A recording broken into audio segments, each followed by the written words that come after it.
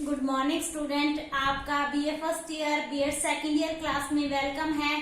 तो बच्चों, कल हमने किया था अशोक के धम्म के बारे में। आज हम उसी का एक क्वेश्चन और करेंगे। जो आपका क्वेश्चन बनता है कि अशोक को एक महान सम्राट क्यों कहा जाता है, तो हम करेंगे अशोक एक महान सम्राट के रूप में, मतलब कि वाज अशोक का एक ग्रेट मोनार्क। क्लियर कि अशोक को ग्रेट क्यों कहा जाता था। तो जैसे कि हम जानते हैं कि अशोक संसार भर में फेमस शासक या किंग था।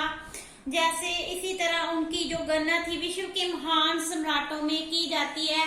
उसके जीवन में बच्चे सिर्फ एक घटना घटी थी, वो था कलिंगा का युद्ध। क्लियर, कौन सी घटना थी? कलिंगा का युद्ध, जिसने उसके जीवन धारा को ही बदल कर रख दिया था, क्योंकि इसमें बहुत ज्यादा रक्तपात हुआ था, जिसके कारण उसने बाद में दिग्विजय की बजाय धर्म विजय की नीति को अपना लिया था और उसने फिर प्रजा के कल्याण के लिए ही कार्य करने शुरू कर दिए थे। तो उसमें फर्स्ट पॉइंट करेंगे गिविंग अप वॉर्स, के उसने युद्धों का त्याग कर दिया था। कब किया था? जब उसने कलिंगा पर विजय प्राप्त की थी। ये उसकी अंतिम विजय थी। ये भी आपको क्वेश्चन आ सकता है कि अशोक की जो अंतिम विजय कौन सी थी, तो कौन सी थी? कलिंगा का युद्ध उसकी अंतिम विजय थी। उसके बाद, क्योंकि इस युद्ध में उसने इतना रक्तपात किया था कि उसको बाद में बहुत पछतावा हुआ था और उसको युद्धों से घृणा हो गई थी और बाद में युद्धों का त्याग कर दिया था। अब उसने दिग्विजय मतलब प्रदेशों या प्रांतों या राज्यों पर विजय प्राप्त करना, तो उसने दिग्विजय की बजाय कौन सी नीति अपना ली थी? धर्म विजय की, धर्म का प्रचार करने की विजय, उसने विजय की नीति अपना ली थी। इसी के कारण भी उसको महान सम्राट कहा जाता है, क्योंकि कोई भी संसार में, हमें विश्व में ऐसा कोई भी सम्राट आज तक सुनने को नहीं मिला जिसने युद्धों का त्याग किया हो, सिवाय किसके? अशोक के। इसलिए भी उसको महान कहा जाता है। सेकंड आता है सर्विस ऑफ ह्यूमैनिटी, मानवता की सेवा। जब अशोक ने बच्चे युद्धों को त्याग कर दिया, अब उसके जीवन का एक ही मकसद रह गया था। वो क्या था? मानवता की सेवा करना। क्या था? मानवता की सेवा करना। तो उसने मानवता या प्रजा कल्याण को ही अपना जीवन का मकसद बना लिया था। तो इस तरह उन्होंने अपनी प्रजा को संतान समझने लगा और पिता की तरह संतान को जो धन होता था उसके साम्राज्य का, वो प्रजा के हितों में लगाने लगा। उसने बहुत सी सड़कें बनवाई, वृक्ष लगवाए थे, सराएं बनवाई थी लोगों की सहूलत के लिए। इसके अलावा दानशालाएं बनाई थी, जहां लोगों को, जो निर्धन लोग थे, उनको दान दिया जाता था। इसके अलावा बहुत सी अस्पतालों का निर्माण भी किया, जहां उनको निःशुल्क दवाइयां दी जाती थी। इस तरह उसने मानवता कल्याण का कार्य करना शुरू कर दिया था। क्लियर। नेक्स्ट आता है पशु रक्षा, protection of animals. Clear, protection के अशोक एकमात्र ऐसा शासक था जिसने जनता के साथ साथ, जहां लोगों के जीवन के साथ साथ पशुओं की रक्षा करनी भी शुरू कर दी थी। उसने स्टार्टिंग में क्या किया, कुछ ऐसे दिन निश्चित कर दिए थे वर्ष में जिसमें पशु हत्या पर रोक लगा दी थी। बाद में उसने पूर्ण तौर पे ही पशु हत्या बंद करवा दी थी। इसके अलावा उसने स्वयं भी मांस खाना और शिकार खेलना बंद कर दिया था। तो इसके अलावा उसने पशुओं की रक्षा के लिए बहुत से अस्पताल बनाए थे, जहां उनकी चिकित्सा की जाती थी। कोई भी ऐसा सम्राट नहीं मिला जिसने पशु रक्षा की हो सिवाय अकबर के। क्लियर। उसके बाद नेक्स्ट पॉइंट आता है वास्ट एम्पायर, विशाल साम्राज्य। अशोक एक दुनिया का ऐसा शासक था जिसका जो साम्राज्य था वो सबसे विशाल था। क्लियर। तो उनका जो साम्राज्य था वो था हिमालय, उत्तर से हिमालय पर्वत से लेकर दक्षिण में मैसूर तक, पूर्व में बंगाल की खाड़ी से लेकर पश्चिम में अरब सागर तक। इसके अलावा उनके जो साम्राज्य में अफगानिस्तान और बलोचिस्तान के प्रदेश या देश भी शामिल थे। एक तरह हम कह सकते हैं कि उसका जो अशोक का साम्राज्य इतना बड़ा साम्राज्य था कि अकबर का साम्राज्य भी उसके साम्राज्य से बहुत कम या छोटा पड़ जाता है। इसलिए भी उसकी गणना संसार के महान शासकों में की जाती है। क्लियर। उसके बाद आता है भारतीय एकता की स्थापना, एस्टेब्लिशमेंट ऑफ इंडियन यूनिटी, कि उसने इंडियन यूनिटी बनाई थी। उसने जो भारतीय लोग थे उनको एक राजनीतिक सूत्र में बांध कर रखा था। उसने एक तरह की शासन प्रणाली चलाई थी। सबको एक समान न्याय दिया जाता था। साम्राज्य में इसके अध्यादेश होते थे या आदेश लागू किए जाते थे वो एक समान थे। क्लियर। उसके बाद आता है आदर्श शासन प्रणाली, आइडियल एडमिनिस्ट्रेशन। तो जो अशोक ने अपने साम्राज्य को आदर्श शासन चलवाने के लिए 4 प्रांतों में बांटा हुआ था। हर प्रांत में उसने महामात्य नाम के अधिकारियों की नियुक्ति की होती थी। कौन से अधिकारियों की? महामात्य, जो देखते थे कि उनकी जो प्रजा है वो सुखी जीवन जी रही है, किसी को कोई प्रॉब्लम तो नहीं है। इसके लिए जो सम्राट था वो स्वयं भी जनता के कष्टों को जानने के लिए भेष बदल कर भ्रमण करता रहता था और जो उनकी प्रशासन का एकमात्र ही मकसद था वो था प्रजा की भलाई करना। क्लियर। उसके बाद नेक्स्ट पॉइंट आता है बौद्ध धर्म का प्रचार, स्प्रेड ऑफ बुद्धिज्म। बौद्ध धर्म का प्रचार, स्प्रेड ऑफ बुद्धिज्म। तो अशोक ने बुद्ध धर्म का कलिंगा युद्ध के बाद जो अशोक था वो बुद्ध धर्म का अनुयायी बन गया था। क्लियर। कौन से युद्ध के बाद? कलिंगा युद्ध के बाद। ये भी बच्चे आपका शॉर्ट क्वेश्चन है। तो पहले उसने एक भिक्षु की भांति जो बौद्ध तीर्थ स्थान थे उनकी यात्रा और भ्रमण की थी। फिर उन्होंने बौद्ध धर्म के प्रचार और प्रसार के लिए बहुत योगदान दिया था। लोगों को महात्मा बुद्ध के उपदेशों के बारे में जानू करवाया था। इसके लिए उसने बौद्ध भिक्षुओं के लिए बहुत सारे स्तूपों का निर्माण करवाया था।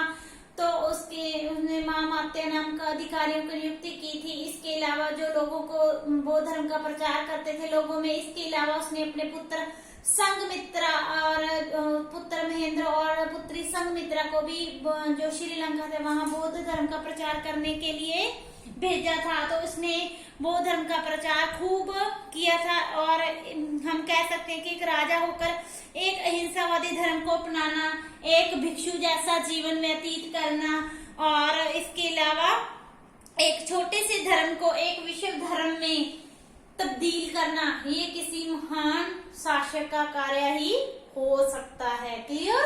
यहाँ तक समझ आई। नेक्स्ट हम करते हैं उनके नेक्स्ट पॉइंट के बारे में, रिलीजियस टॉलरेंस, धार्मिक सहनशीलता। कि वो एक बुद्ध धर्म का अनुयायी होने के नाते ऐसा नहीं कि उन्होंने जनता के पर धर्म के नाम पे अत्याचार किए थे।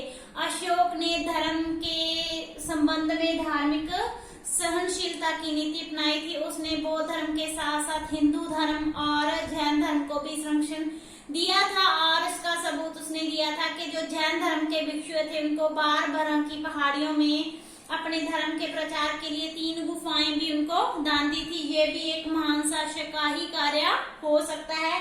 नेक्स्ट पॉइंट आता है Ashoka's law of pity. Ashoka's law of pity, जो अशोका का धम था, अशोक ने एक धम की स्थापना की थी कलिंगा युद्ध के बाद जब उन्होंने धर्म विजय की नीति अपनाई थी, जिसमें उन्होंने उन लोगों की जो भौतिक उन्नति के साथ साथ उनकी नैतिक उन्नति की तरफ भी विशेष ध्यान दिया था। इसमें उन्होंने बहुत से साधारण जो सिद्धांत अपनाए थे, जैसे कि बड़ों का सम्मान करना, छोटों के प्रति सत्कार, अहिंसा, सत्य बोलना, मानवता की सेवा करना। तो ये इस धम्म के सिद्धांत थे। क्लियर।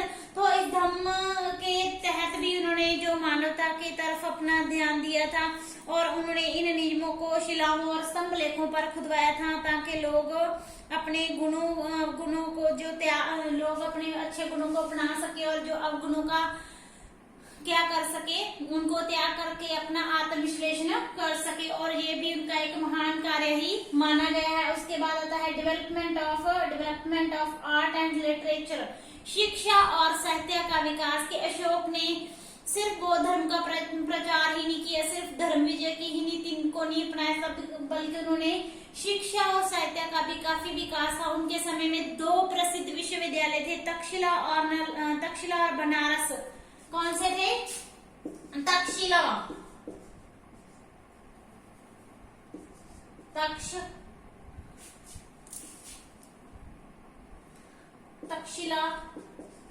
और बनारस। ये आपका 2 नंबर का क्वेश्चन आ सकता है कि अशोक के समय कोई 2 विश्वविद्यालयों के नाम बताओ, तक्षशिला और बनारस। इसके अलावा इन विश्वविद्यालयों में समय वेद, बौद्ध ग्रंथ, ज्योतिष शास्त्र, गणित, चिकित्सा ये विषय पढ़ाए जाते थे। और अशोक के शासनकाल में जो पाली साहित्य थी उसने काफी उन्नति की थी, क्योंकि जो भाषा थी उस समय की जो फेमस भाषा थी वो थी पाली भाषा। इसके अलावा उनके समय 2 बौद्ध ग्रंथ लिखे गए थे, कथा वस्तु और जैन धर्म की बहुत सी पुस्तकों का भी निर्माण अशोक के शासनकाल में किया गया था। उसके बाद नेक्स्ट आता है development of fine arts. Development of fine arts, Lalit कलाओं का विकास किया। अशोक ने ललित कलाओं का भी विकास किया था और उनकी समय की जो कला के नमूने भारत में ही नहीं बल्कि संसार या विश्व भर में सुंदर कृतियों में से एक माने जाते हैं। अशोक ने 2 नगर बसाए थे, फेमस नगर थे श्रीनगर और दूसरा था Lalit Patan. Very important, 2 number का शॉर्ट क्वेश्चन। क्लियर? के कौन से 2 नगर बसाए थे? श्रीनगर और ललित पाटन। इसके अलावा उन्होंने 84,000 उन्होंने स्तूप बनवाए थे। किनके लिए? बौद्ध भिक्षुओं के लिए बनवाए थे। इसके अलावा उन्होंने बहुत से स्तंभों का निर्माण किया था, जिनमें सारनाथ, कौन सा? सारनाथ का जो स्तंभ है वो सबसे फेमस माना गया है और कहा जाता है कि इसकी जो कला का इतना सुंदर नमूना था, जो सारनाथ का स्तंभ था, उसकी कला का जो सुंदर नमूना था वो संसार भर में किसी भी जगह नहीं मिलता है। इसके अलावा उन्होंने जो अशोक था उनके काल में जो कला के क्षेत्र में काफी उन्नति की थी, जो उनकी महानता का प्रतीक माना जाता है। लास्ट पॉइंट आता है बच्चे, relation with neighbouring states. Clear? के उन्होंने पड़ोसी राज्यों के साथ भी मैत्रीपूर्ण या अच्छे संबंध स्थापित किए थे। जैसे पड़ोसी देशों की बात करें तो सीरिया और इराक के साथ अशोक के अच्छे संबंध से, और अशोक का जो विशाल साम्राज्य था वो भी उनके विदेशों के साथ अच्छे संबंधों का ही प्रतीक माना जाता है। इनके अलावा जो पड़ोसी राज्यों की बात करें तो उनमें चौल, पांड्या, केलपुत्र, इन राज्यों के साथ अशोक ने अच्छे संबंध स्थापित किए थे और इन सभी कारणों के कारण हम अशोक को एक महान सम्राट के रूप में याद करते हैं। क्लियर? आज का टॉपिक यहाँ कंप्लीट हुआ, कल हम करेंगे next topic. Thank you so much.